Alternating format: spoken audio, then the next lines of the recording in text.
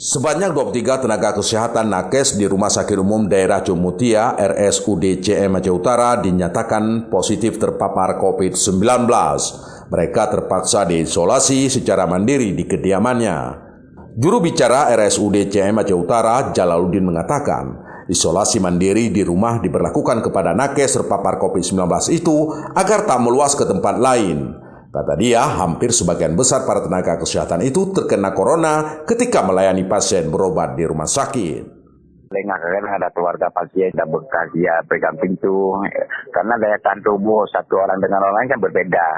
Di antara semua ribuan tenaga kesehatan kita, daya tahan tubuhnya kan berbeda.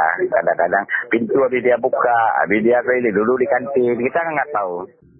Jubir RSUD CM Aceh Utara, Jalaluddin, menambahkan pihaknya sekarang memperlakukan protokol kesehatan secara ketat untuk mencegah COVID-19 meluas di rumah sakit. Sementara untuk kekosongan pelayanan di RSUD CM selama pandemi akan ditanggulangi oleh beberapa tenaga kesehatan lain.